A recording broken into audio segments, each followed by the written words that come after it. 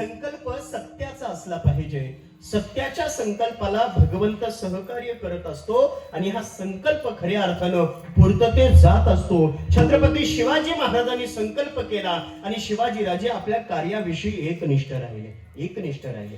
शोभा राजांवर झालेले संस्कार हे जगद्गुरु तुकोबारांच्या विचारातून आहे. जगद्गुरु तुकोबारांच्या कीर्तनाला शिवाजी राजे जातात. लोहगावामध्ये तुकोबारांचं कीर्तन चालू आहे आणि या कीर्तनामध्ये शिवाजी राजे बसलेले आहेत. कीर्तन अगदी रंगामध्ये आलेलं आहे. अगदी रंगामध्ये रंगून गेलेले तुकाराम महाराज पांडुरंगाच्या रंगामध्ये रंगून गेलेले आहेत आणि सगळे श्रोताजन तुकोबारायाचं ते असणारं कीर्तन ऐकतायत. आणि त्याच वेळेस त्या मंडपाच्या बाजूला मोगलांनी वेढा दिलाय. सगळे मोगल बाजूनं वेढा दिलेला आहे. कीर्तन चालू होतं त्यावेळेस कीर्तनाकडे मोगल आले होते. आपले गुगलवाले येत नाही. आणि त्या मोगलांना त्या मंडपाच्या बाजूला कीर्तन संपण्याची वाट बघत होते. आपलं गुगलवाले कीर्तन कानावर येऊच नये यासाठी कानात कॉट टाकून बसतात. वेढा दिलेला आहे त्या मंडपाला आणि त्याच वेळेस तो वेढा देत असताना श्रोत्यांची कुजबूज सुरू झाली आहे. आणि तुकोबारांच्या लक्षात आलं हा वेढा आलेला या मंडपाला, कारण या मंडपामध्ये कीर्तन ऐकण्यासाठी शिवाजी राजा बसलेला आहे. शिवाजी राजाला पकडण्यासाठी मोगल आलेला आहे. काहीतरी केलं पाहिजे. तुकाराम महाराजांनी पांडुरंग परमात्म्याला धावा केलाय की हे पांडुरंगा, हे जगत नियत्या, या रयतेचा कैवारी रयतेचा असणारा वाली माझ्या तुझ्या कीर्तनामध्ये बसलेला आहे. तुझा कीर्तन श्रवण करण्यासाठी बसलेला आहे. अरे हे पांडुरंगा, त्याचं रक्षण कर, त्याच्या रक्षणासाठी धावून ये. आणि काय आश्चर्य, त्या कीर्तनाच्या मंडपामधून एक अशी आकृती पळताना दिसली. मोगलांना वाटलं की हा नक्की शिवाजी राजा असला पाहिजे. प्रतिकृती ती शिवाजी राजांची होती. मोगलांना वाटलं शिवाजी राजा पळाला आणि मोगल त्याच्या मागे लागले. मोगल निघून गेले आणि माझा राजा त्या कीर्तनाच्या मंडपामध्ये तसाच सही सलामत राहिला. हे कीर्तनाचं असणारं सामर्थ्य आहे. विठ्ठल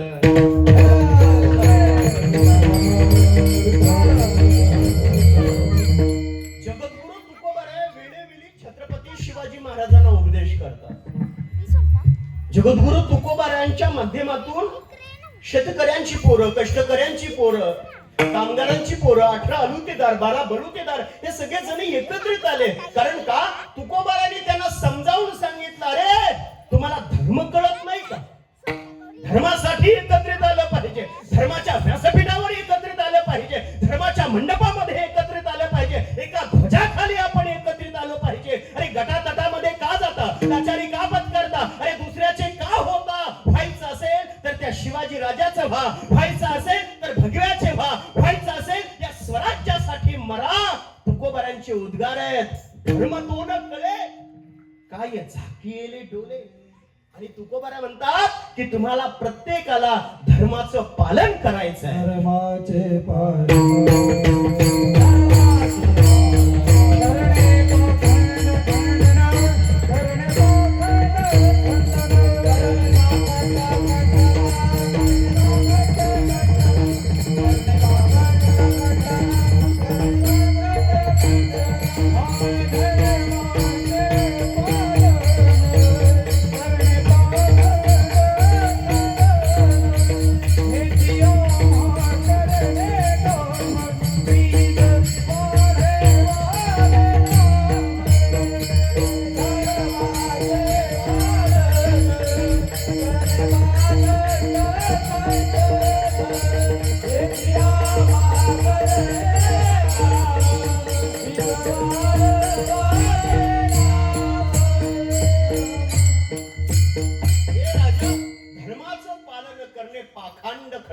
पाखंडांचं खंडन करायचंय आणि धर्माचं पालन करायचंय. हा विचार छत्रपती शिवाजी महाराजांना जगद्गुरु तुकोबारांच्या माध्यमातून मिळतो. तुकोबाराया आपली संघटन अधिक पद्धतीने वाढवतात. स्वराज्य उभारणीला सुरुवात करतात. परंतु एक दिवशी छत्रपती शिवाजी महाराजांच्या कानावर एक बातमी आली. धर्माचं काम करणारा, धर्माचे काम करणारे आणि जनमानसांमध्ये धर्माचा विचार पेरणारे जगद्गुरु तुकोबारांची परिस्थिती मात्र हलाखीची आहे. तुकोबारांच्या जवळ आता काहीच नाही. जे काय होतं नव्हतं ते सगळं काही लोकांसाठी वाटून टाकलं.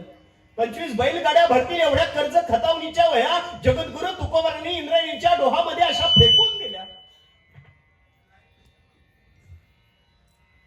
कर्जमाफी करणारा पहिलं सरकार जगद्गुरु तुकाराम महाराज. सरकार आज कर्जमाफी करतोय, उद्या कर्जमाफी करतोय, असं लक्ष देता देता आम्ही सोसायट्याच भरल्या नाही.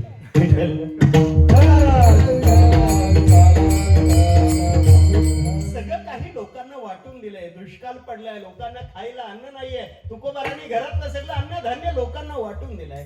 जवळ कपडा ठेवला नाही, काही ठेवलं नाही. चंद्रमौली झोपडी तुकोबारांच्या वाट्याला आलेली आहे. आणि ही बातमी शिवाजीराजांना कळली तेव्हा शिवाजीराजांना असं वाटलं, अरे धर्माचं काम करणाऱ्या धर्मात्म्याला मला मदत करता आली पाहिजे. म्हणून काही मदत शिवाजीराजे तुकोबारायांकडे पाठवतात. मग त्यामध्ये काही हिरमाणिके मोती होते, काही धन होतं, काही कपडे होते, काही धान्य होतं. असं सगळं काही ती धन दौलत तुकोबाराया शिवाजी महाराज तुकोबाराम महाराजांकडे शिवाजीराजे पाठवतात. ती सगळी धन दौलत पाहिली. शिवाजीराजांना असं वाटलं की हे सगळे दिल्यानंतर तुकाराम महाराज सुखी होतील, आनंदी होतील. तर तुकोबाराया शिवाजी राजांसाठी पत्र लिहितात आणि पत्रामध्ये काही अभंगाचा मजकूर टाकतात. तुकाराम महाराज म्हणतात, हे राजा, तू हे सगळं दिल्यानंतर तुला असं वाटेल हा तुकोबा बुवा सुखी होईल, पण राजा आमचं सुख याच्यामध्ये नाहीये. आम्ही त्याच्यानं सुखी होऊ, ते म्हणजे विठ्ठलाच्या नामानं. अभंगाचं पहिलं चरण. आम्ही तेरी सुखे, आम्ही तेरी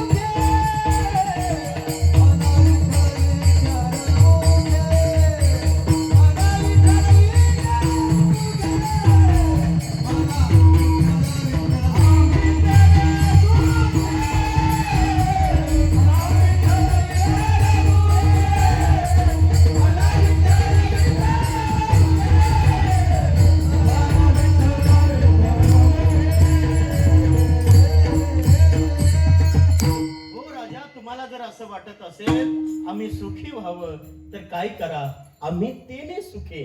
कशानं? म्हणा विठ्ठल विठ्ठल मुखी. तुम्ही विठ्ठल विठ्ठल म्हटलं की आम्ही सुखी होणार आहोत. हा जगद्गुरु तुकोबाराया आणि छत्रपती शिवाजी महाराज यांमधला असणारा संवाद आहे. लक्षात घ्या, एका महापुरुषानं एका युग प्रवर्तकाला दिलेला उपदेश आहे. हा उपदेश केवळ छत्रपती शिवाजीराजांसाठी नाही, तर छत्रपती शिवाजीराजांच्या निमित्तानं तुमच्या आमच्या सर्वांसाठी आहे. विठ्ठल.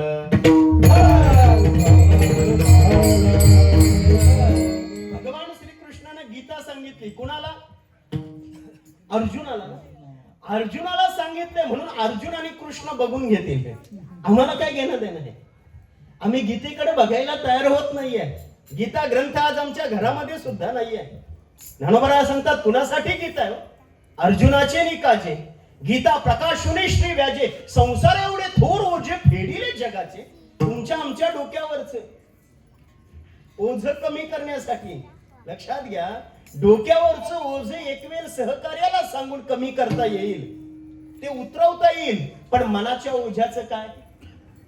डोक्यावरचं ओझ सहकार्याच्या साह्यानं कमी करता येतील, खाली उतरवता येईल, पण मनाचं ओझ जर उतरवायचं असेल तर संतांच्या विचारांचीच आवश्यकता आहे.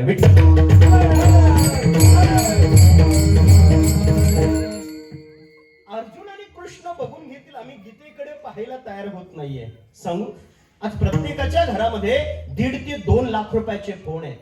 आय रिपीट, प्रत्येकाच्या घरामध्ये 1.5 ते 2 लाख रुपयाचे फोन आहेत, पण आमच्या घरामध्ये 50 रुपयाची गीता ज्ञानेश्वरी नाही. हे मात्र आमचं दुर्दैव आहे. श्रीमद भगवत गीता हा आपला धर्मग्रंथ आहे, हा आपला जीवन ग्रंथ आहे. तो तुमच्या आमच्या प्रत्येकाच्या घरात असायलाच हवा. विठ्ठल.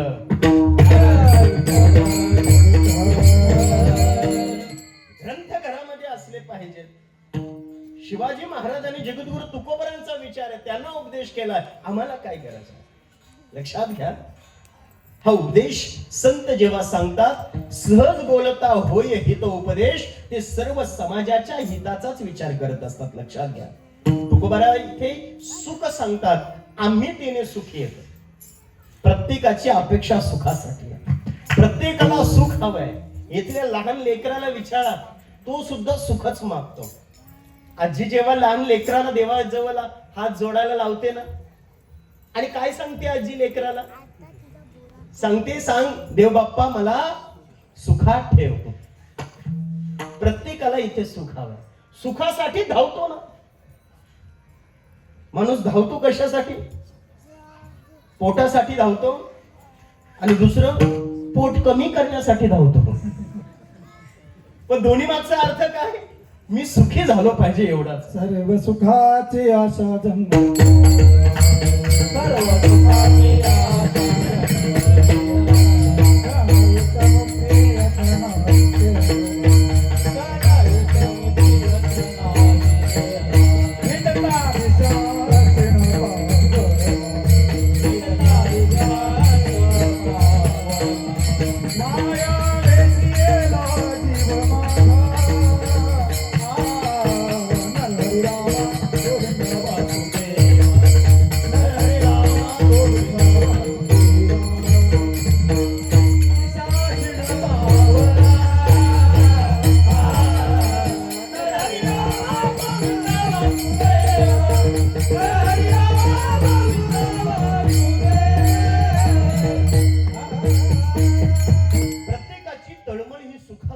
प्रत्येकाला सुख हवंय, सुख हवंय.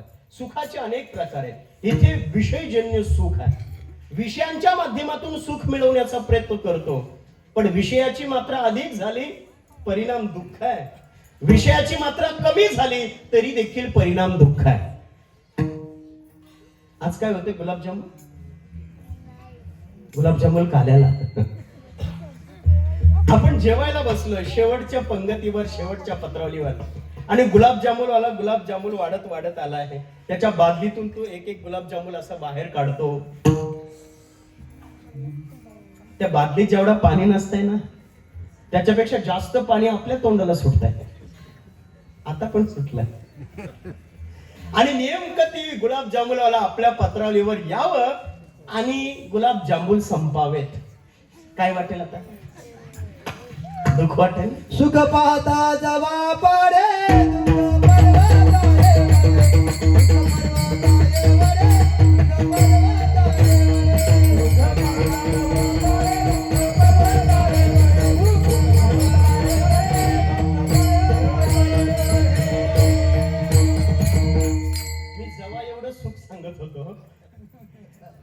गुलाबजामुन संपले की दुःख आहे, दुःख आहे. विषय मिळाला नाही की दुःख आहे, आणि विषयांची मात्रा अधिक झाली तरी देखील परिणाम दुःख आहे. कसं? गुलाबजामुन आवडतात म्हणून एक खाल्ला, 2 खाल्ले, इकडे तिकडे पाहिलं, बघायला कोण नाही, कालोखात बादली नेली वाढणार आहे, एकदम 50 खाल्ले. Hospital, go to Ayush hospital. विषयाची मात्रा अधिक झाली तरी देखील परिणाम दुःख आहे. विषयांच्या मागे जीव लागतो आणि विषयांच्या माध्यमातून सुख मिळवण्याचा प्रयत्न करतो. पंच प्रकारचे विषय, शब्द, स्पर्श, रूप, रस आणि गंध, हे पंच ज्ञानेंद्रिय त्याचा आस्वाद घेत असतात आणि याच्या माध्यमातून ते सुख मिळवण्याचा प्रयत्न करत असतात. आणि माणूस नेमका दुसरीकडे बघून सुखी होण्याचा प्रयत्न करतो.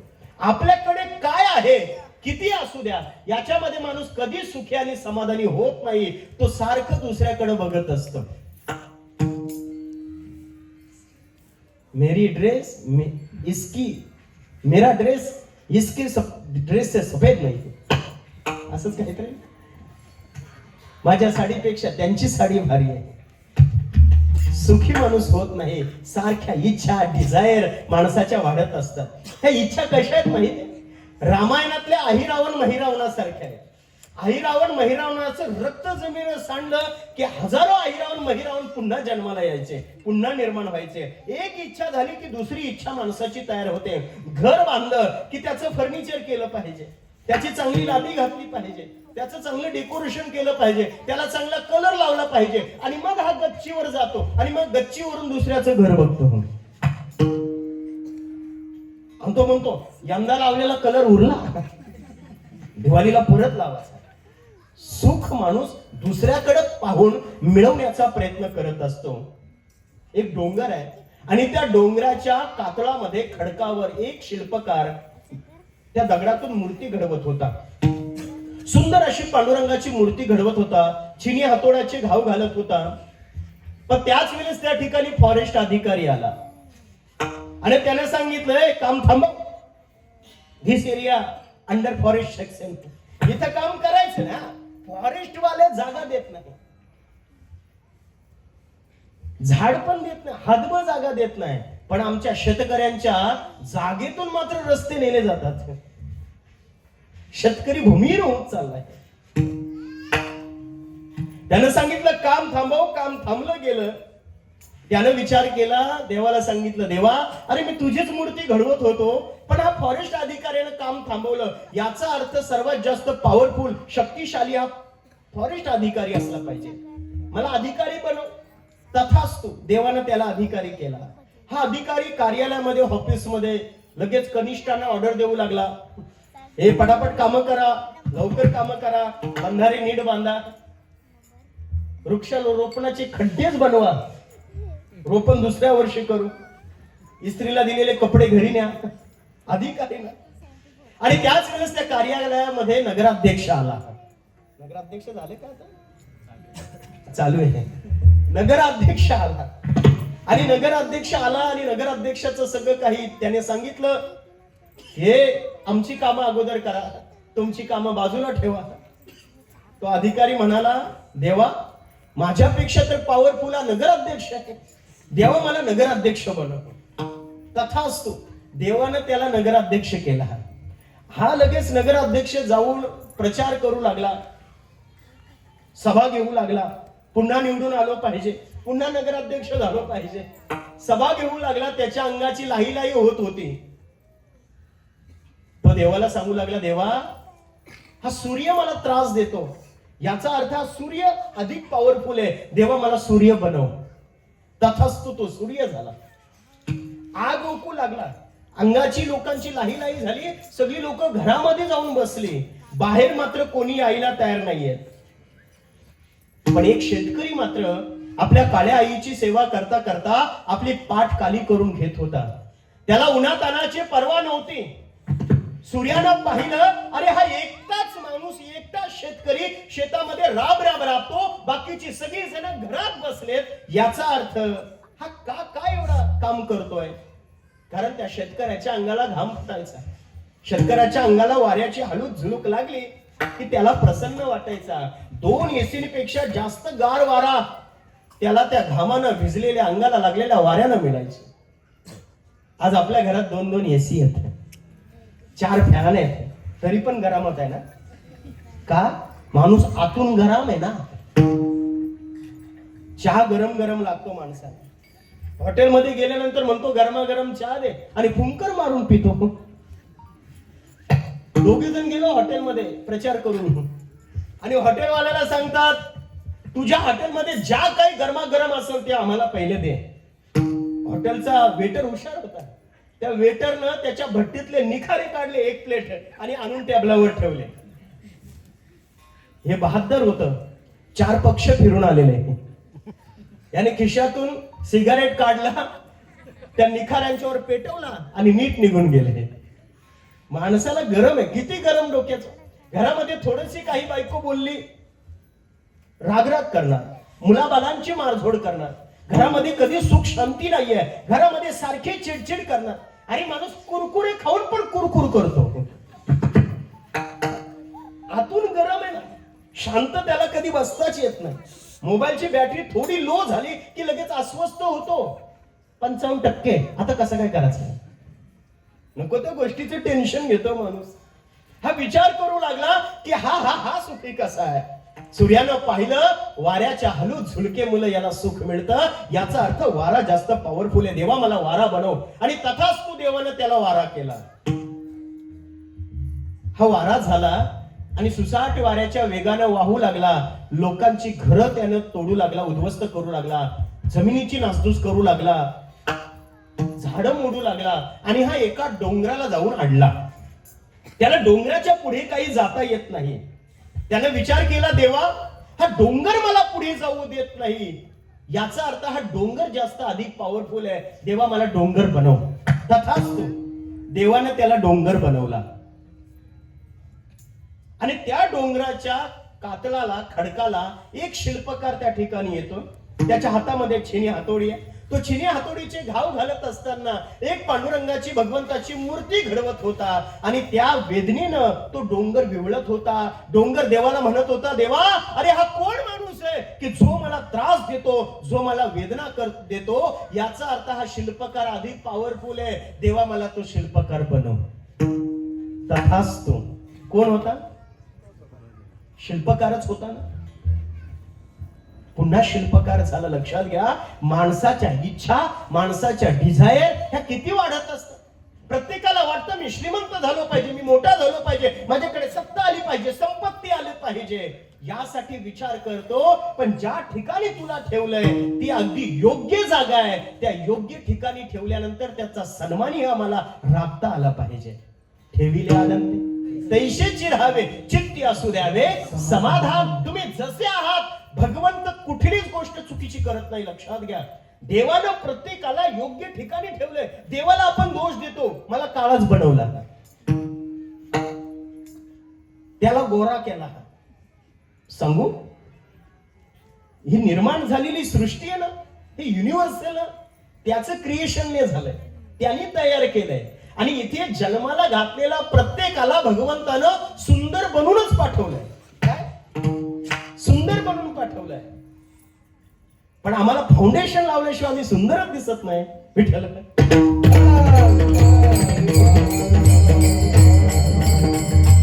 सुंदर दिसण्यासाठी माणसाचा अट्टास किती हो. सुंदर दिसण्यासाठी माणूस बाथरूम मध्ये जातो. वेगवेगळी साबण, सौंदर्य प्रसाधन, शॅम्पू, क्लिनिक प्लस याचा अंगीकार करतो. बाथरूम मध्ये गेल्यानंतर शरीर स्वच्छ होईल, पण मनाचं काय, हृदयाचं काय. शरीर स्वच्छ करण्यासाठी जर बाथरूम मध्ये जावं लागत असेल, तर मन आणि हृदय स्वच्छ करायचं असेल तर देव्हाऱ्यासमोरच जावं लागणार आहे. देव्हाऱ्यासमोर जावं लागणार आहे. माणूस सारखा आपण काय आहोत हे न पाहता दुसरीकडे पाहत असतो. विषयांमध्ये सुख मिळवण्याचा प्रयत्न करतो. नंबर 2, इंद्रियजन्य सुख. इंद्रियांच्या माध्यमातून सुख मिळवण्याचा प्रयत्न करतो. जोपर्यंत इंद्रिय आपले सक्षम आहेत तोपर्यंत ते सुख देतात. जर हातापायाला लकवा मारला, आपलाच हात आपल्याला उचलत नाही, आपलाच पाय आपल्याला उचलत नाही. अरे जे इंद्रिय सुख देणारे होते तेच इंद्रिय तुमच्या आमच्या दुःखाला कारणीभूत ठरले. याला इंद्रियजन्य सुख असं म्हणतात. दिसायला कमी होणं, ऐकायला कमी येणं, इंद्रियजन्य सुख आहे. नंबर 3, उपाधीचं सुख. उपाधीमध्ये सुख मिळवण्याचा प्रयत्न करतो. जोपर्यंत उपाधी असते ना तोपर्यंत सुखी समाधानी आहे.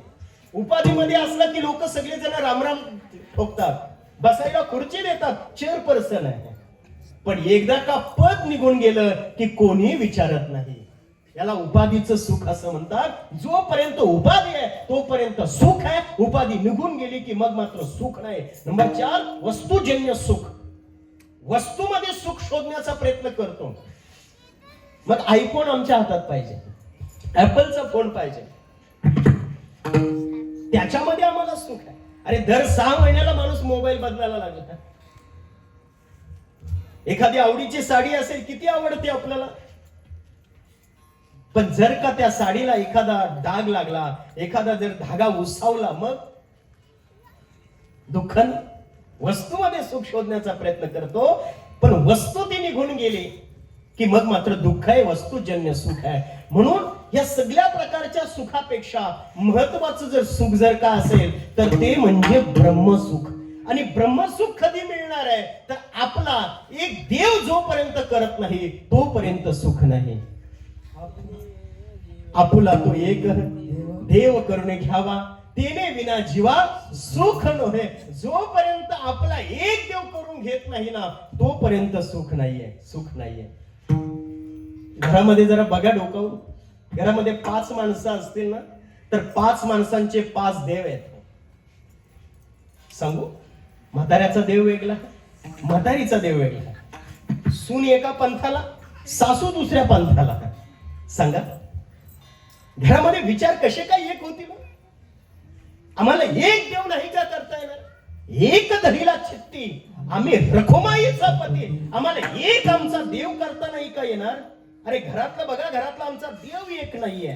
घरामध्ये 5 फोन आहेत प्रत्येकाच्या घरात, पण प्रत्येकाच्या फोनचा पासवर्ड मात्र वेगवेगळा आहे.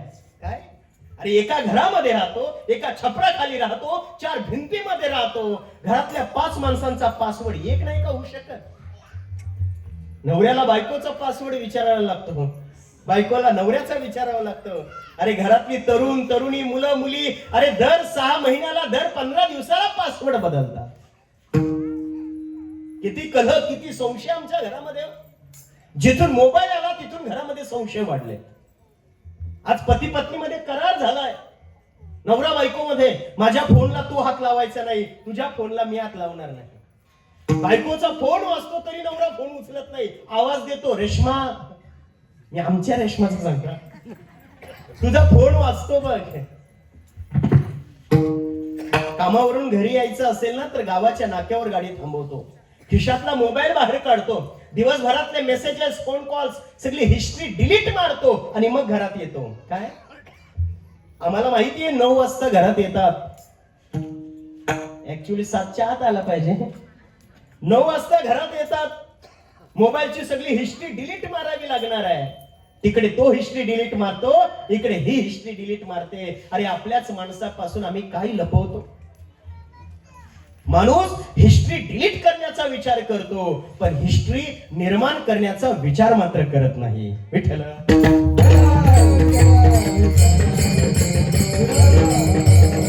म्हणून तुकोबाराय सांगतात, सुख जर पाहिजे असेल तर एक ब्रह्म सुख आहे या जगतामध्ये. आणि हे ब्रह्म सुख कशाने मिळतं तर त्या भगवंताच्या नामस्मरणानं मिळतं.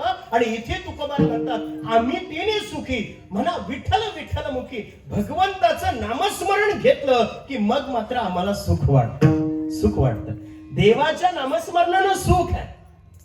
भगवंताचं नाम नेमकं कसं आहे हो. एका साधू महाराजानं प्रश्न विचारायला सुरुवात केली. त्यानं सांगितलं, मी काही तुम्हाला प्रश्न विचारतो, त्या प्रश्नांची उत्तरं तुम्ही द्या.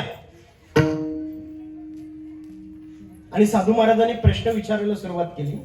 सांगितलं, सांगा या जगातलं सर्वोत्कृष्ट फुल कोणतं. नंबर 2, सगळ्यात सुंदर पान कोणतं.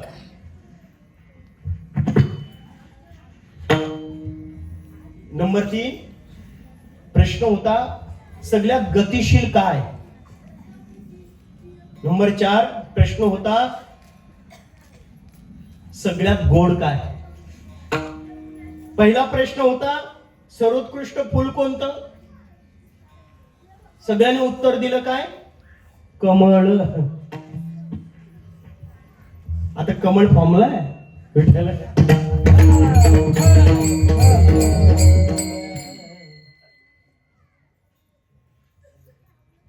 मी राष्ट्रीय फुलाचं सांगतो. तुम्ही मला प्रचाराला आलाय का काय. नाहीतर सगळ्यात जास्त प्रचार कीर्तनकारानेच केलाय विठ्ठल. आणि आज मात्र कीर्तनकारांकडे बघायला वेळ नाही. विठ्ठल विचारणा केली, सर्वोत्कृष्ट फुल कोणतं? सांगितलं कमळ. साधू महाराज म्हणाले उत्तर चुकीचं आहे. सर्वोत्कृष्ट पान कोणतं? सुंदर पान कोणतं? कोणी केळीचं पान सांगितलं, कोणी आंब्याचं पान सांगितलं, कोणी नागवेलीचं, कोणी अनेक पानं सांगितली. साधू महाराज म्हणाले उत्तर चुकीचं आहे. तिसरा प्रश्न होता सगळ्या गतिशील काय? कोणी सांगितलं घोडा, कोणी सांगितलं चित्ता, कोणी सांगितलं बिबट्या. सध्या बिबट्या आणि महाराष्ट्र काबीज केलं. आणि चौथा प्रश्न होता सगळ्यात गोड काय? उत्तर आली गुलाबजामुन. तो म्हणतो तुम्ही मला गुलाबजामुनच सांगतो. जिलेबी, श्रीखंड, बासुंदी. साधू महाराज म्हणाले उत्तर चुकीचं आहे. पहिला प्रश्न होता सर्वोत्कृष्ट फूल कोणतं? साधू महाराज म्हणाले सर्वोत्कृष्ट फूल हे कापसाचं फूल आहे, जे कधी कोमेजून जात नाही.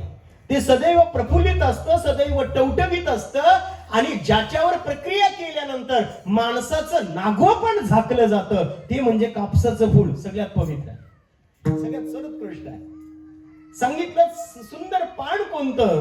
साधू महाराजांनी उत्तर दिलं नागवेलीचं पान आहे. त्याचा आकार गणपती बाप्पा सारखा आहे आणि ते सदैव सुप्रसन्न अगदी असतं, हिरवगार असतं, छान दिसतं. तिसरा प्रश्न होता सगळ्यात गतिशील काय? साधू महाराज म्हणाले सगळ्यात गतिशील जर काय असेल तर ते म्हणजे माणसाचं मन. ते एका जागेवर स्थिर नाही राहत, ते सारखं भरकटत असतं. सगळ्यात चंचल जर काय असतं, चंचल ही मन कृष्णा. हे मन सगळ्यात जास्त चंचल आहे, मन सगळ्यात जास्त गतिशील आहे. आता सुद्धा तुमचं मन इथं नाही, माणसाचं मन नाही एका ठिकाणी आता पण. चौथा प्रश्न होता की सगळ्यात गोड काय? आणि साधू महाराजांनी उत्तर दिलं सगळ्यात गोड जर काय असेल अमृता भुनी